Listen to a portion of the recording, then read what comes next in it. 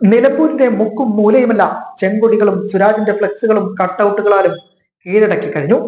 അതുപോലെ തന്നെ വോട്ടർമാരുടെ മനസ്സുകൂടി കീഴടക്കിയാണ് മണ്ഡലത്തിൽ എം സ്വരാജിന്റെ തെരഞ്ഞെടുപ്പ് പ്രചാരണം. ആവേശത്തിലാണ് യുവാക്കളും.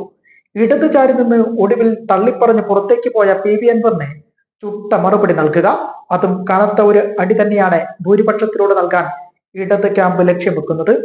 നിലമ്പൂരിന്റെ വഴികളെയും ആളുകളെയും സ്വരാജിന് നന്നായി അറിയാം. അതാകട്ടെ UDF സ്ഥാനാർത്ഥി ആര്യാടൻ ഷൗക്കത്തിനേക്കാളും ബഹുദൂരം മുന്നിൽ എന്നതാണ് യാഥാർത്ഥ്യം. മത്സര രംഗത്തുള്ള അൻവറിനെ ആളെ കൂട്ടണമെങ്കിൽ നാട്ടിൽ നിന്ന് കൊണ്ടുവന്ന് തെരഞ്ഞെടുപ്പ് പ്രചാരണത്തിനിറക്കേണ്ട അവസ്ഥയിലാണെന്നതും വോട്ടർമാർക്കിടയിൽ പോലും ചിരിയാണ് പടർത്തുന്നത്. വീടുകൾ തോറും കയറിയിറങ്ങിയുള്ള ഗൃഹസന്ദർശന പരിപാടികളിൽ സഹോദരനായും മകനായും എല്ലാം മാറിയാണ് ഓരോ വോട്ടർമാരും എം സ്വരാജിന് കൈകൊടുത്ത് ഹൃദയത്തോട് ചേർക്കുന്നത്. പല സൈബർ ആക്രമണങ്ങളും ഉണ്ടായപ്പോഴും എം സ്വരാജ് എന്ന വ്യക്തി കുലുങ്ങിയിരുന്നില്ല. അതിന് തെളിവാണ് സ്വരാജിനെ ഒളിയമ്പെയ്ത് മാധ്യമങ്ങൾ കൂരമ്പ് പോലെ നുണകൾ പടച്ചുവിട്ടപ്പോഴും പാർട്ടി നയം മുറുകെ പിടിച്ച് കണിശതയാർന്ന നേതാവായി മാധ്യമങ്ങളിൽ നിന്ന് അകലം പാലിച്ചുകൊണ്ടായിരുന്നു എം സ്വരാജിന്റെ യാത്ര. നിലമ്പൂരിനെ ചുവപ്പണിയിക്കാൻ എം സ്വരാജിനാകുമെന്നതിൽ ഒരു സംശയവും ആർക്കുമില്ല.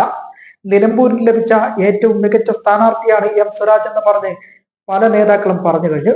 കോൺഗ്രസ് നേതാക്കൾ മുൻപേ പറഞ്ഞു കഴിഞ്ഞു. ജന്മനാട്ടിൽ പോരാട്ടത്തിനിറങ്ങുമ്പോൾ നേതാവിന് ഇതൊക്കെ തന്നെ ധാരാളമാണ്. കേരളത്തിലെ ഇടതുപക്ഷ മനസ്സിന്റെ കാവലാളാണ് എം സ്വരാജ്. CPM കേരളത്തിന് നൽകിയ ഊർജ്ജസ്വലരായ നേതാക്കളിൽ ഒരാൾ. അത്തരത്തിൽ ഒരാളെ തന്നെയാണ് നിലമ്പൂരിന് ആവശ്യം. ഇപ്പോഴത്തെ 4 വർഷം മുമ്പ് ഒരാളിട്ട കമന്റ് സോഷ്യൽ മീഡിയയിൽ വൈറലായി മാറിക്കൊണ്ടിരിക്കുന്നു. അതിന് കാരണവുമുണ്ട്. പിണറായി വിജയന്റെ 2ാം നിയമസഭയുടെ കാലാവധി കഴിയുന്നതിന് മുൻപ് ഒരു ദിവസം കേരളത്തിലെ ഏതെങ്കിലും നിയമസഭാ മണ്ഡലത്തിൽ നിന്ന് സഖാവ് എം സ്വരാജ് മത്സരിച്ച് ജയിച്ച് നിയമസഭയിൽ എത്തിയിരിക്കും. അത് വെറുതെ പറയുന്നതല്ല. ഇനിയും 5 വർഷങ്ങളുണ്ട്. നിങ്ങൾ എഴുതി വെച്ചോളൂ എന്നാണ് രാജേഷ് എന്നയാൾ 4 വർഷം മുൻപിട്ട കമന്റ്.